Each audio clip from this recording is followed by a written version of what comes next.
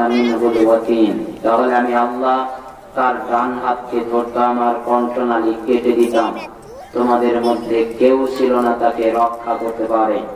তার মানে মুহাম্মদ সাল্লাল্লাহু আলাইহি ওয়াসাল্লাম নিজের থেকে কিছু বলতে পারে না, অনুমতি নাই।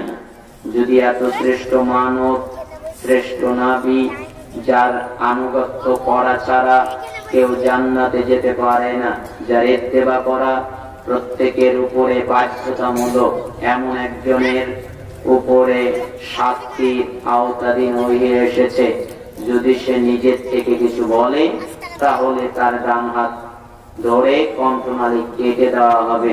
যদি মুহাম্মদ সাল্লাল্লাহু আলাইহি ওয়াসাল্লামের জন্য এমন হয়, তাহলে যারা নিজের থেকে এনিয়ে বিনিয়ে এদিক থেকে সেদিক থেকে কথা বলে, ইসলাম থাকলে ওদের মৃত্যুদণ্ড। কথা বললে ওহী দিয়ে বলো, না বললে চুপ থাকো, কথা বলার প্রয়োজন নেই। যা সত্যতা বলে দাও, যদি সত্য বলার অধিকার না থাকে মিথ্যা বলিও না, চুপ থাকো, এটাই না জানো। যে মুহাম্মদ সাল্লাল্লাহু আলাইহি ওয়াসাল্লাম এত শ্রেষ্ঠ মানব, তিনিও কথা বলতে পারেন না নিজের মতো, এই জন্যই তার প্রতি দুরূদ ও সালাম আরো সাল্লাল্লাহু আলাইহি ওয়াসাল্লাম। আজকে আমি নির্দিষ্ট কোন বিষয় নিয়ে কথা বলবো ভেবে পাচ্ছি না, কারণ রাত গভীর হয়ে গেছে। এক একজনের মাথায় এক এক ধরনের চিন্তা, কারো ঘুমের হরমোন ছেড়ে দেওয়া হয়েছে, কারণ এখন তো ঘুমের সময়। আরেকটা বিষয় আপনাদের বলে নিলে ভালো হয়, যা মনে থাকবে না। প্রতিষ্ঠানের প্রোগ্রাম, প্রতিষ্ঠানের মাহফিল, ইসলামী জালসা মেয়ে ছোট হলে স্টেজে উঠবে না। কোথায় উঠবে না? স্টেজে উঠবে না, ছোট হলে উঠবে না। কেন? ছোট থেকেই তার মন মানসিকতা পর্দা শিখাবে। মনে কথা বুঝতে পারেন? একটা প্রতিষ্ঠানের মেয়েরা ছোট হলে স্টেজে উঠবে না পুরুষদের সামনে। কেন? তাদের ছোটবেলা থেকেই মন মানসিকতায় তাদের শিক্ষা দিতে হবে যে মেয়েরা কখনো পুরুষের সামনে যাবে না খোলা অবস্থায়, তারা গজল গাবে না, তারা কথা বলবে না, তারা আলোচনা করবে না, তারা কিছু করবে না, তারা চুপ থাকবে ঘরে। তাদের দায়িত্ব ঘরকে সুন্দর করা, তাদের দায়িত্ব সন্তানকে সুন্দর করা, তাদের দায়িত্ব স্বামীর উত্তম খেদমত করা, তাদের দায়িত্ব আল্লাহর হক আদায় করা, তাদের দায়িত্ব জাতি ঠিক করা না। মনে হয় আপনাদের কাছে ভারী হয়ে গেল, তাই না? আপনারা কে কিভাবে বোঝেন তা আমার জানা নেই। আমি তো ইলম অত রাখি না, অত জ্ঞান আমার নেই। তবে যতটুকু ছোটখাটো ইলম আল্লাহ তাআলা দান করেছেন, ইলমের সাগরেও ঢুকতে পারি নাই। আমার বুঝে যতটুকু আমি কোরআন সুন্নাহ থেকে পেয়েছি, তাতে আমি বুঝতে পারি মেয়েরা কখনো স্টেজে গজল গাবে না, কথা বলবে না। ঠিক আছে তো? দরকার নেই এমন।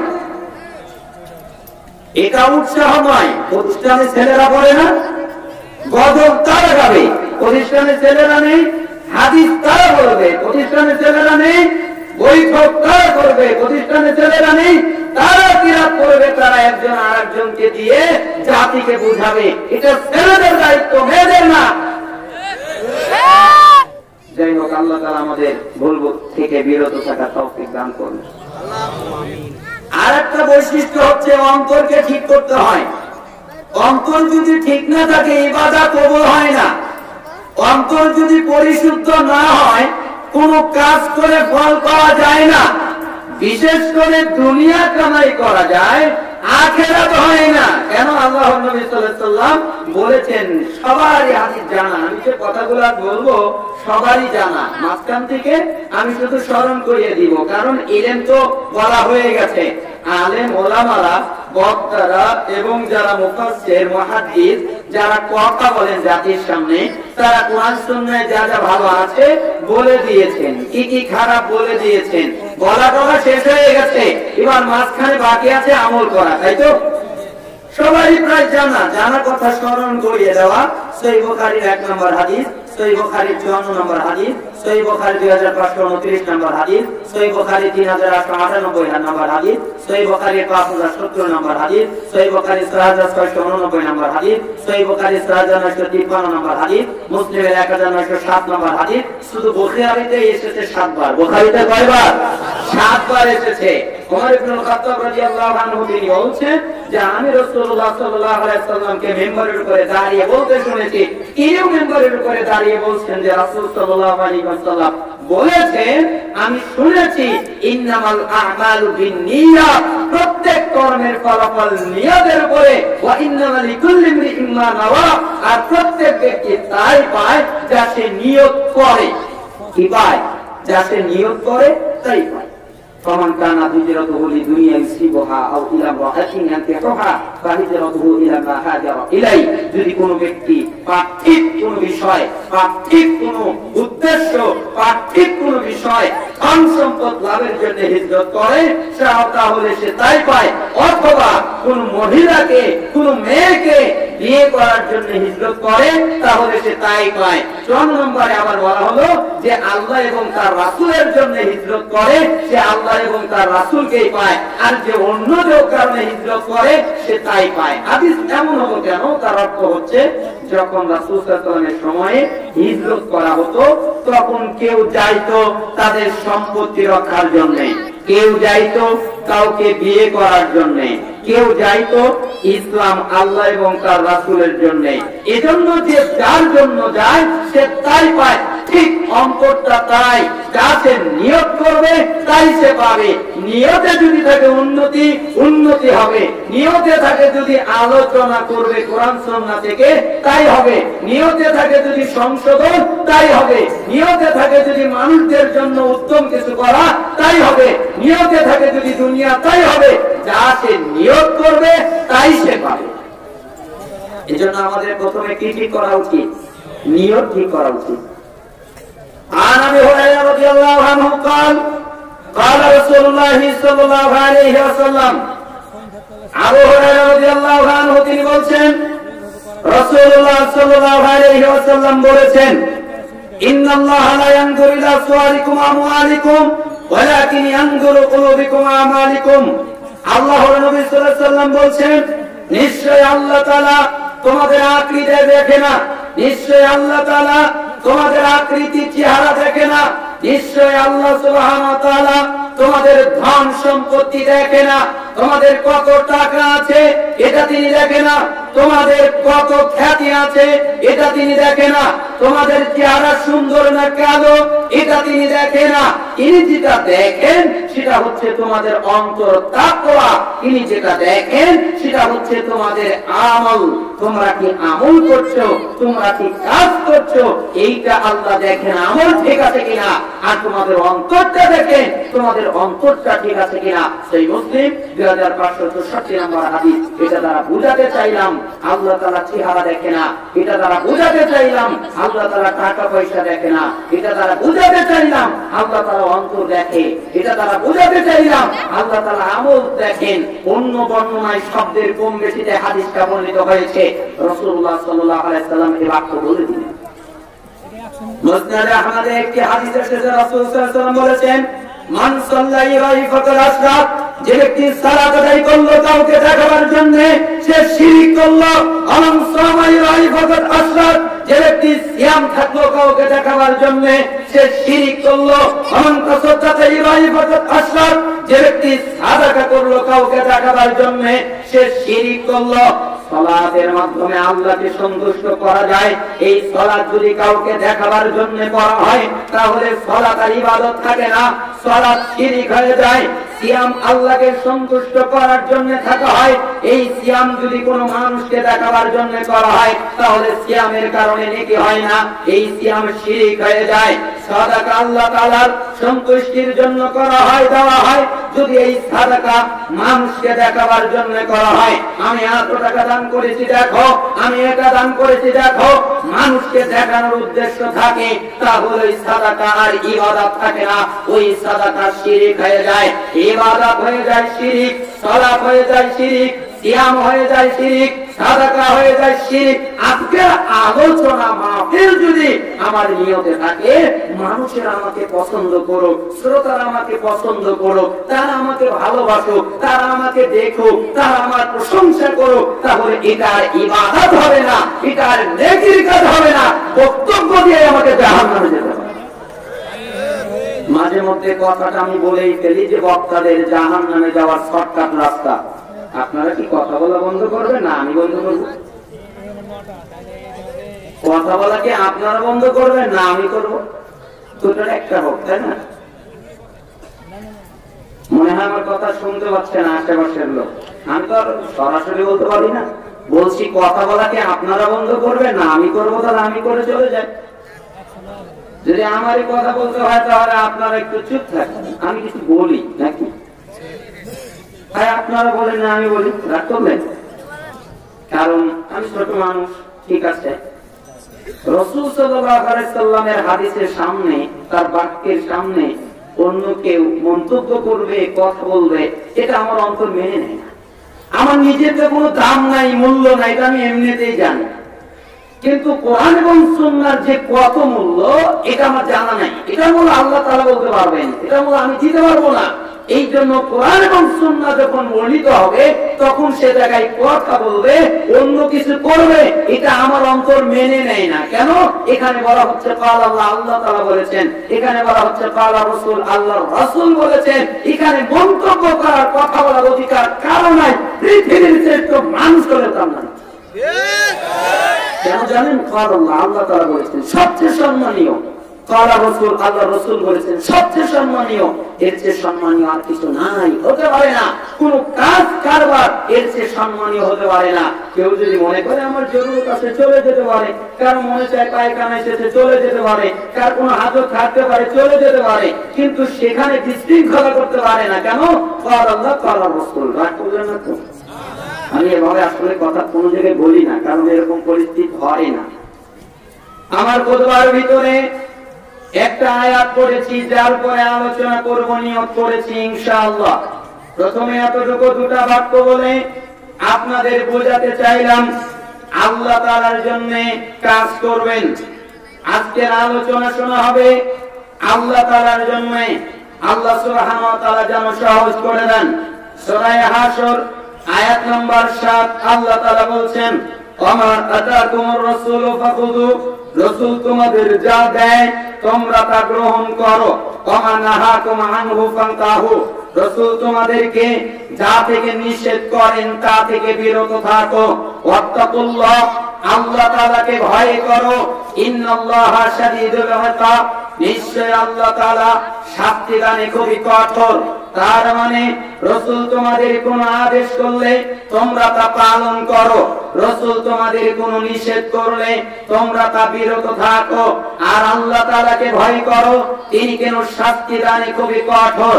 আল্লাহ তাআলা শুধু দয়া করেন এমন কি নয়, আল্লাহ তাআলা শুধু দয়া করতে পারেন এমন কি নয়। তিনি যেমন দয়া করতে পারেন তেমন শাস্তিও দিতে পারেন। তার যেমন দয়ার শেষ নেই, ঠিক তেমন শাস্তিটাও তার কঠিন।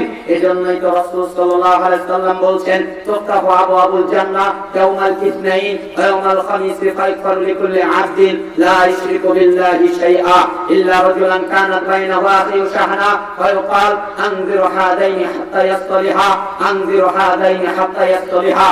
রাসূল সাল্লাল্লাহু আলাইহি সাল্লাম বলছেন, শুনে রাখো সপ্তাহের ভিতরে দুইটা দিন, একটা হচ্ছে সোমবার আর একটা হচ্ছে বৃহস্পতিবার। এই দুইটা দিন বান্দারা যত গুনাহ করেছে তার আগে সোমবার আর বৃহস্পতিবার আসলে আল্লাহ তাআলা তার যত বান্দা আছে সবার গুনাহ ক্ষমা করে দেন।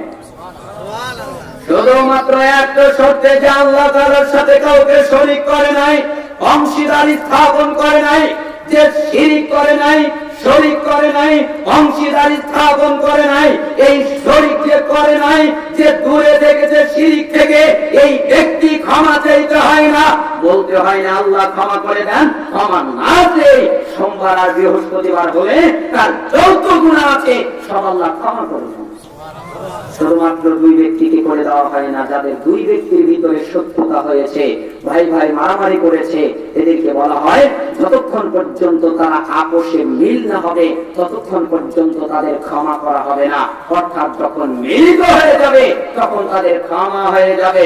এটা হচ্ছে আল্লাহ তাআলার দয়া। আল্লাহ তাআলার কাছে ক্ষমা না চাই ক্ষমা হয়ে যায়। রাসূল সাল্লাল্লাহু আলাইহি ওয়াসাল্লাম বলেন, রিয়াদুস সালিহিন জান্নাতের ভিতরে হাদিসটা এসেছে, সবার শেষে যাকে জাহান্নাম থেকে বের করা হবে, এরপরে আর কেউ জাহান্নাম থেকে বের হবে না। সবার শেষে যাকে জান্নাতে প্রবেশ করানো হবে, এরপরে আর কেউ জান্নাতে প্রবেশ করবে না। এই ব্যক্তি আল্লাহ তাআলাকে বলবেন, যখন তাকে জান্নাতে প্রবেশ করানো হবে তখন সে বলবে, হে আল্লাহ, আপনি বলেন তো আপনি কি আমার সাথে মজাক করছেন? আল্লাহ তাআলা বলবে, হ্যাঁ আমার বান্দা, কেন? তখন সে বলবে, জান্নাতে আমি গিয়ে থাকবো কোথায়? আমার কি জান্নাতে জায়গা আছে নাকি জায়গাগুলো বুক হয়ে গেছে, নাকি জায়গাগুলো শেষ হয়ে গেছে?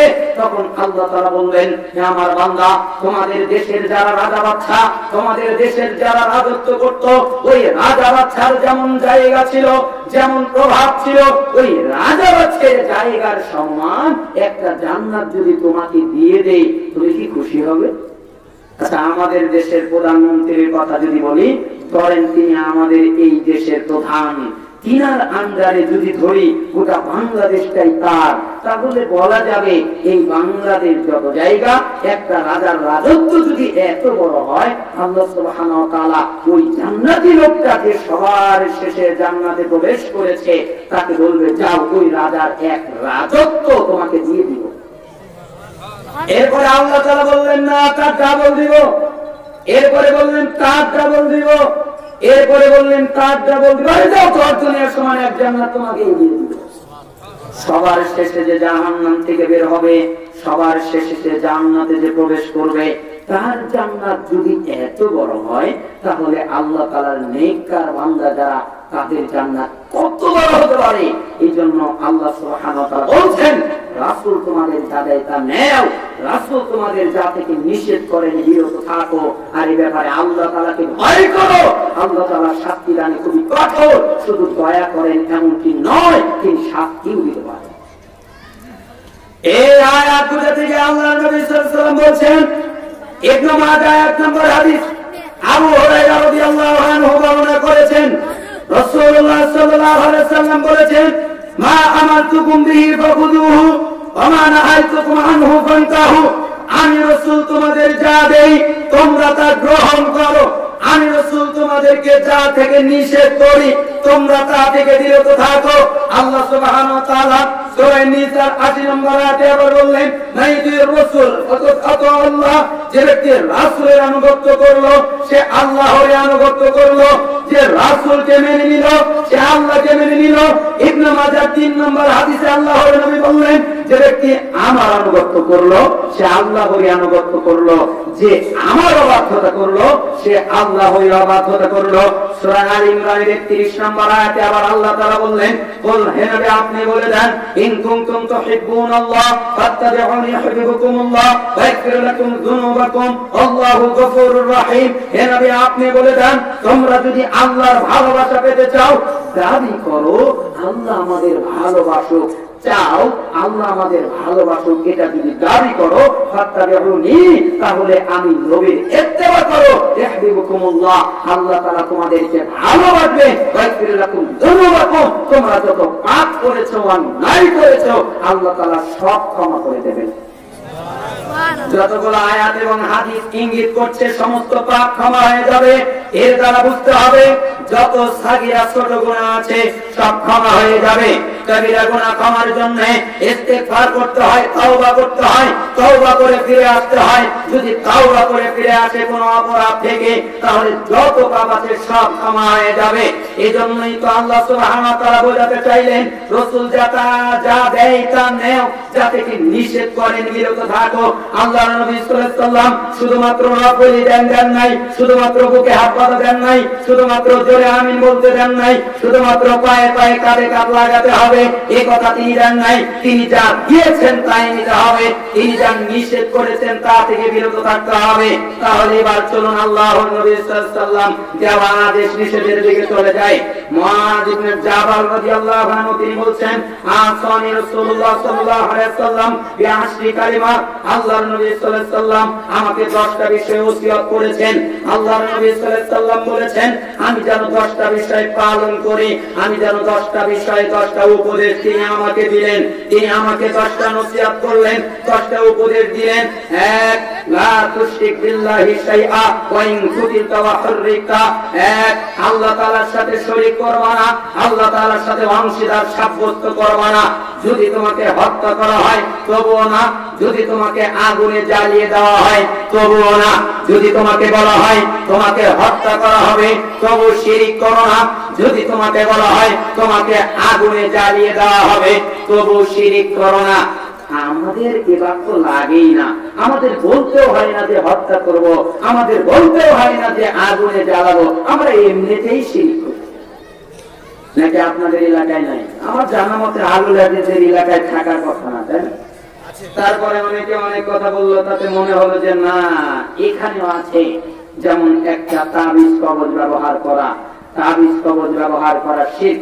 মান তাআল্লাকা তামিমাতান ফাকাদ আশরাক, যে ব্যক্তি তামিমা লটকালো, তাবিজ লটকালো, কোনো কিছু লটকালো, কোনো কিছু ঝোলালো তার রোগ মুক্তির আশায়, তাহলে সে শিরক করলো।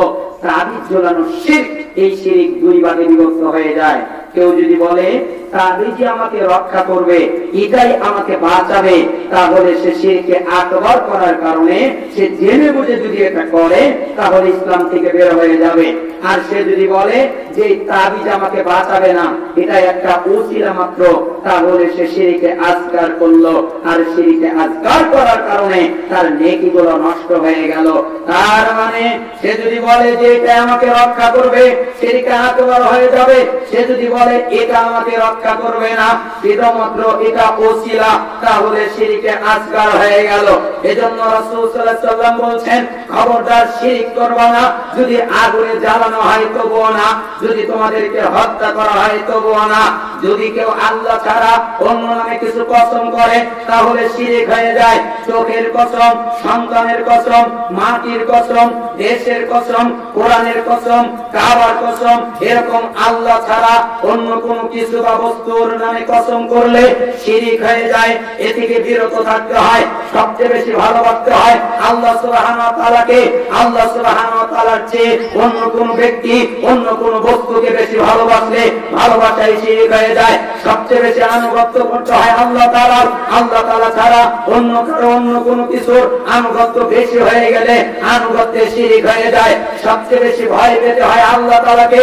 আল্লাহ তাআলার চেয়ে অন্য কোন জিনিস বা বস্তুকে বেশি ভয় পেলে তাহলে ভয়ে শিরক হয়ে যায়। সবচেয়ে বেশি মহব্বত করতে হয় আল্লাহ তাআলাকে।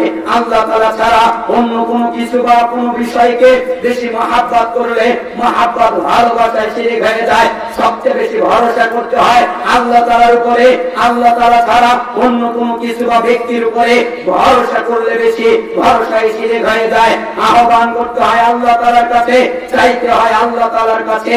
সবকিছু আল্লাহ তাআলার জন্যই করতে হয়। এজন্য আল্লাহ তাআলা বলেছেন, কুল, হে নবী আপনি বলে দেন, ইন্না সলাতি ওয়া নুসুকি ওয়া মাহইয়ায়া ওয়া মামাতি লিল্লাহি রাব্বিল আলামিন। নিশ্চয়ই আমার সালাত, নিশ্চয়ই আমার কুরবানি, নিশ্চয়ই আমার জীবন, নিশ্চয়ই আমার মরণ সবকিছু একমাত্র আল্লাহ তাআলার জন্য। আমি যদি সালাত আদায় করি আল্লাহর জন্য করব, আমি যদি কুরবানি করি আল্লাহর জন্য করব, আমি যদি মরে যাই আল্লাহর জন্য করব, আমি যদি বেঁচে থাকি আল্লাহর জন্য করব। আমার জীবন সবকিছু একমাত্র আল্লাহ তাআলার জন্য। বলেন তো কার জন্য? আল্লাহ তাআলার জন্য। কিছু চাইলে আল্লাহর কাছে চাবো, ভরসা করলে আল্লাহর উপরে করব, ভালোবাসলে তাকে বাঁধবো।